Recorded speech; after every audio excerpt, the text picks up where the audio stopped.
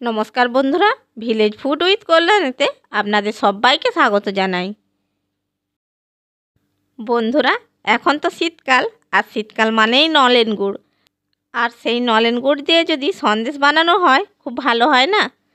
তাই আজকে আমি আপনাদের সঙ্গে শেয়ার করতে চলেছি দারুণ সুস্বাদু নলেন গুড়ের সন্দেশের রেসিপি। বন্ধুরা, এই সন্দেশটা এতটাই সুস্বাদু হয় যা মুখে দিলে মিলিয়ে যায়।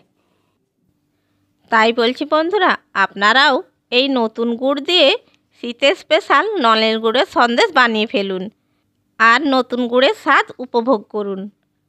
বন্ধুরা, এই নলেন গুড়ের সন্দেশ বানানো কিন্তু খুবই সহজ, তাই ভিডিওটা পুরো দেখার অনুরোধ রইল।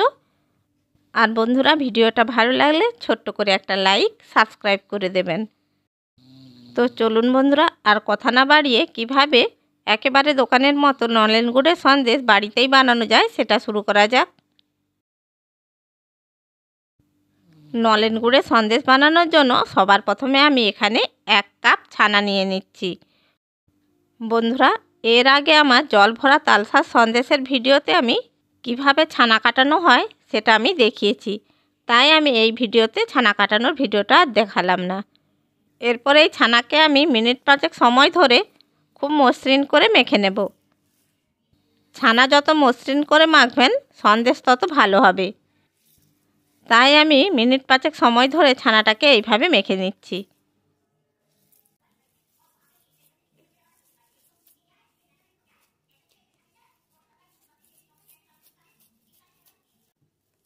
দেখুন বন্ধুরা, ছানাটাকে আমি মিনিট 5 সময় ধরে খুব মসৃণ করে মেখে নিয়েছি। এবার এই ছানাকে আমি একটা ফ্রাই প্যানের মধ্যে নিয়ে নিচ্ছি। সমস্ত ছানাকে আমি ফ্রাই প্যানের মধ্যে নিয়ে নিয়েছি। এরপর আমি এই ছানার মধ্যে দিয়ে দিচ্ছি 150 গ্রাম খেজুরের গুড়। এবার এই গুড়কে ছানার সাথে খুব ভালো করে মিশিয়ে নিতে হবে। বন্ধুরা, আমি এই কাজটা হাতের সাহায্যেই করছি, আপনারা চাইলে স্প্যাচুলার সাহায্যেও মেখে নিতে পারেন। তবে বন্ধুরা, হাতের সাহায্যে করলে আমার সুবিধে হয়, তাই আমি হাতের সাহায্যে করছি। গুড়কে ছানার সাথে খুব ভালো করে মিশিয়ে নিয়েছি। এবার আমি এটাকে একটু পাক দিয়ে নেব। সন্দেশ তৈরি করে নেওয়ার জন্য গ্যাসের উপর আমি ফ্রাই প্যান বসিয়ে দিয়েছি। এবার লো ফ্লেমে এটা বেশ কিছুক্ষণ সময় ধরে পাক দিয়ে নিতে হবে। এই সময় গ্যাসের ফ্লেমটা লোতে রাখতে হবে, হাই বা মিডিয়ামে রাখা যাবে না, তাহলে সন্দেশটা ধরে যেতে পারে।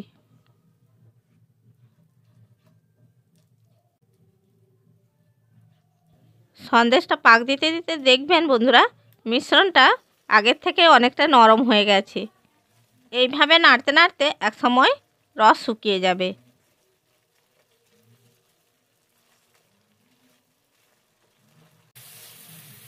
দেখুন বন্ধুরা, বেশ কিছুক্ষণ সময় ধরে নাড়তে নাড়তে সন্দেশের রস অনেকটাই শুকিয়ে গেছে। আরও 1-2 মিনিট নেড়ে চেড়ে এটার রস আরেকটু শুকনো করে নেব।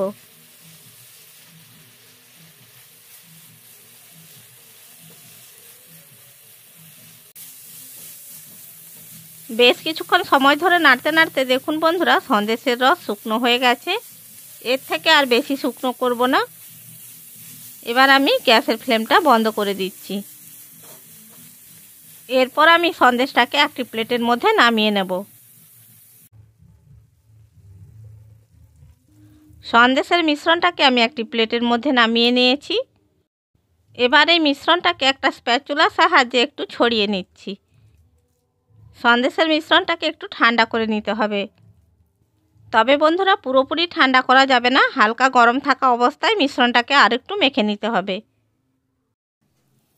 বন্ধুরা, হালকা গরম থাকা অবস্থায় আমি সন্দেশের মিশ্রণটাকে খুব ভালো করে মেখে নিচ্ছি।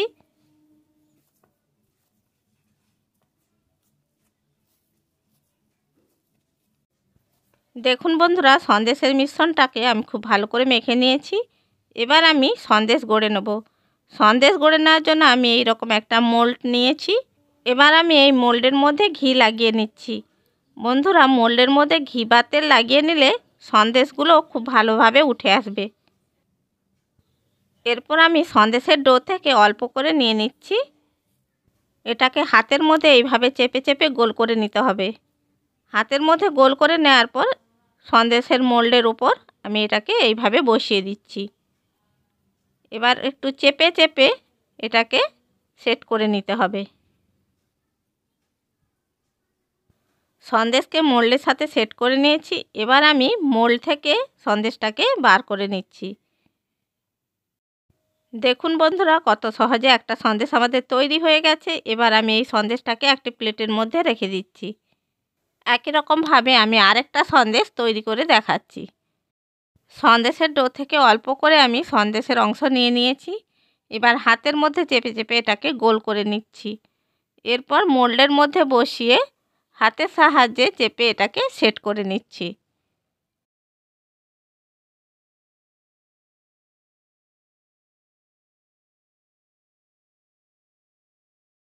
দেখুন বন্ধুরা, মোল্ডের মধ্যে সন্দেশটাকে সুন্দরভাবে সেট করে নিয়েছি। এবার এটাকে মোল্ড থেকে ছাড়িয়ে নিচ্ছি।